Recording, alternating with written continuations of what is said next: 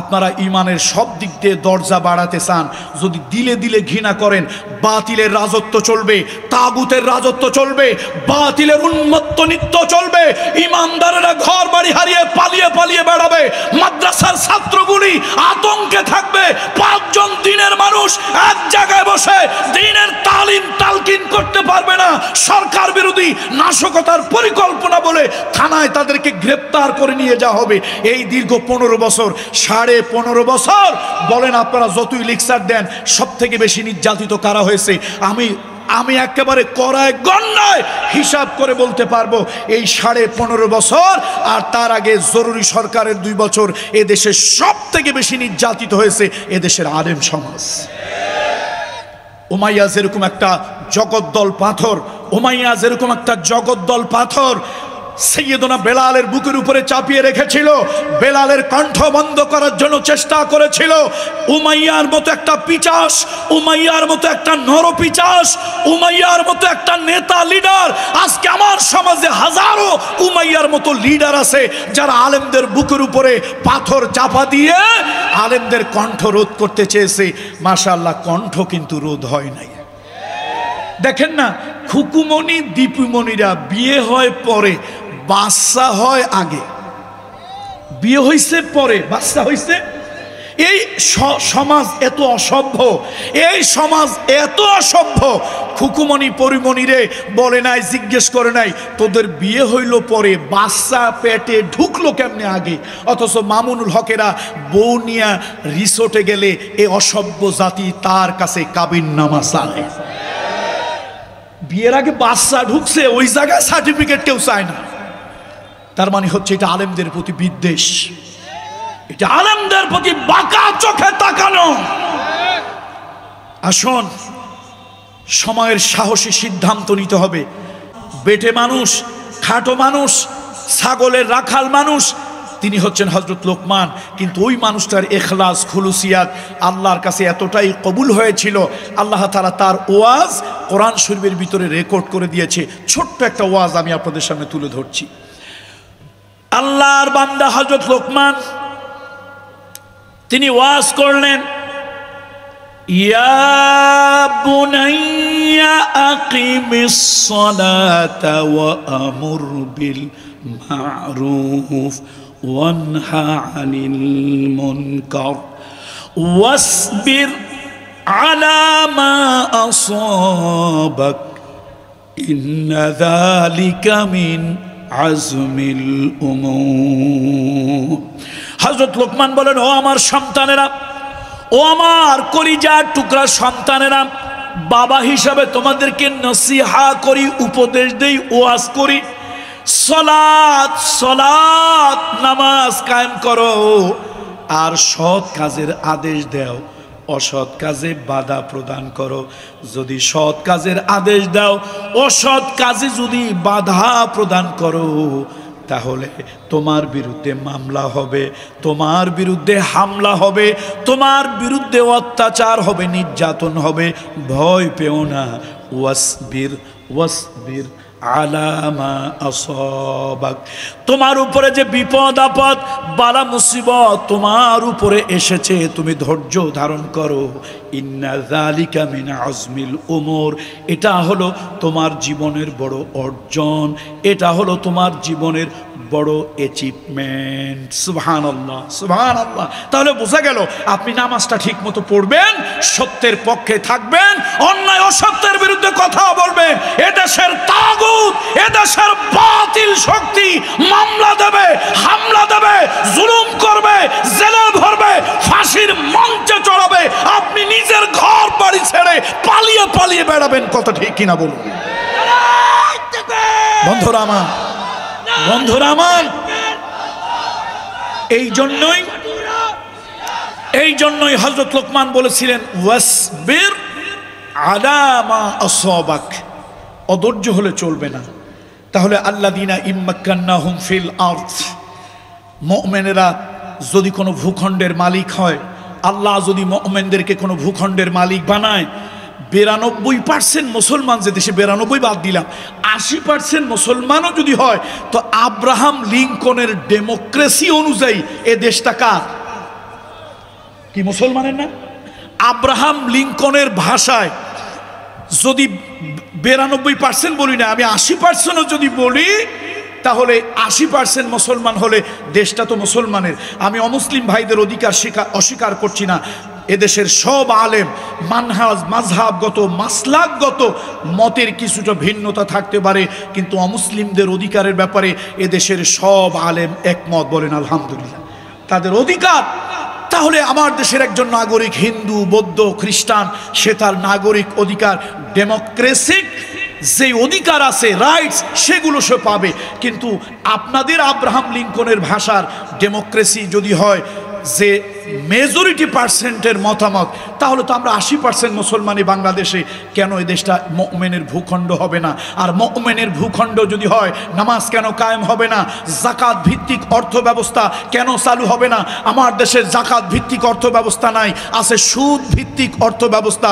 ইয়ামহাকুহুল্লাহু রিবা ওয়া ইউরবিস সাদাকাত। আল্লাহ তাআলা যার দ্বারা সম্পদ বাড়িয়ে দেয়, বারাকাতের দরজা আল্লাহ খুলে দেয়। আজকে সেই যাকাত, সাদকা, দান ভিত্তিক, আপনার কর্জে হাসানা ভিত্তিক অর্থ ব্যবস্থা নাই।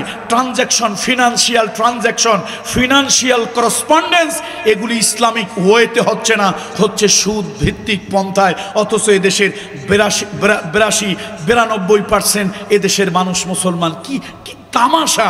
সুতরাং আসুন, আল্লাহ তাআলা নামাজ কায়েমের কথা বলেছেন, যাকাত আদায়ের কথা বলেছেন। ও আমারু বিল মারুফ, সৎ কাজের আদেশ দেবে, অসৎ কাজে বাধা দেবে। আমার দেশে ক্যাসিনো চলে, সেটা বাধা দিতে গেলে উল্টা আপনি আমি সরকারের কাছে আসামি হই। দেখেন, আল্লাহ নিষেধ করলো মদ হারাম, আমার দেশের পার্লামেন্ট আল্লাহর আইনকে পাশ কাটিয়ে তারা বলল হ্যাঁ মদ খাওয়া যাবে। দুটা জিনিস, বয়স যদি 21 হয় আর একটা লাইসেন্স থাকে। একটা লাইসেন্স থাকলে আপনি মদ খেতে পারবেন, অসুবিধা নাই। আর হলো আপনার বয়স 21 হওয়া লাগবে, তার মানে 21 বছরে আপনার ম্যাচিউরিটি আসে। আর আল্লাহ তাআলা 4টা স্টেপে, শেখুল হাদিস মরহুম আজিজুল হক নওয়ারাল্লাহু মারকাদাহু ওয়া জাআলাল জান্নাতা মাসওয়াহু, উনি একটা বক্তব্য দিয়েছিলেন, বলছিলেন ইসলাম কখনো চরম পন্থা অবলম্বন করে না। আল্লাহ তাআলা মদ নিষিদ্ধ করেছিলেন, একবারই মদ আল্লাহ নিষিদ্ধ করেন নাই, 4বার আয়াত দিয়ে 4টা স্টেপে আল্লাহ তাআলা করেছিলেন। তাহলে এই যে মদ আল্লাহ নিষিদ্ধ করলেন, অবৈধ করলেন, অথচ আমার মুসলমানের দেশে মদ বৈধ যদি হয় বয়স 21, আর যদি থাকে আপনার কি একটা লাইসেন্স। তাহলে আল্লাহর বিধান লঙ্ঘন হচ্ছে, আর আমরা তখনও মনে মনে ভাবতেছি না দেশটা তো মুসলমানেরই। আমার অর্থনীতি, আমার ফিনান্সিয়াল ট্রানজ্যাকশন, আমার ফিনান্সিয়াল করসপন্ডেন্স শরিয়া মোতাবেক হয় না, শরিয়ার আলোকে হয় না, সুন্নাহর আলোকে হয় না। যেটা অভিশপ্ত ঘৃণিত সেই সুদ ভিত্তিক পন্থায় আমার দেশের ফিনান্সিয়াল ট্রানজ্যাকশন হয়, ফিনান্সিয়াল করসপন্ডেন্স হয়। অথচ দেশে দাড়িওয়ালা, টুপিওয়ালা, জুব্বাওয়ালা, কালেমাওয়ালা মুসলমানের অভাব নাই। এই জন্য এদেশের আলেম ওলামা জেগেছে, আল্লাহর বান্দারা জেগেছে। আসুন, এদেশে ইসলামী শরিয়া ভিত্তিক অর্থ ব্যবস্থা চালু করতে হবে। সৎ কাজের আদেশ হবে, অসৎ কাজে বাধা প্রদান করতে হবে। মান রাআ মিনকুম মুনকারান ফালইয়ুগাইয়িরহু বিয়াদিহি ফাইন লাম ইস্তাতি' ফাবিলিসানিহি ফাইন লাম ইস্তাতি' ফাবিকলবিহি যালিকা যঈফুল ঈমান। এই কথা বলা হয়, যালিকা আযআফুল ঈমান।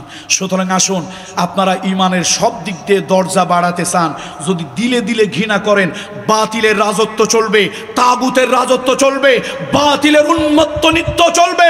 ঈমানদারেরা ঘর বাড়ি হারিয়ে পালিয়ে বেড়াবে, মাদ্রাসার ছাত্রগুলি আতঙ্কে থাকবে। 5 জন দিনের মানুষ এক জায়গায় বসে দ্বীনের তালকিন করতে পারবে না। সরকার বিরোধী নাশকতার পরিকল্পনা বলে থানায় তাদেরকে গ্রেপ্তার করে নিয়ে যাওয়া হবে। এই দীর্ঘ 15 বছর, 15.5 বছর বলেন আপনারা যতই লেকচার দেন, সব থেকে বেশি নির্যাতিত কারা হয়েছে? আমি একেবারে কড়ায় গণনায় হিসাব করে বলতে পারবো, এই 15.5 বছর আর তার আগে জরুরি সরকারের 2 বছর এদেশে সব থেকে বেশি নির্যাতিত হয়েছে এদেশের আলেম সমাজ।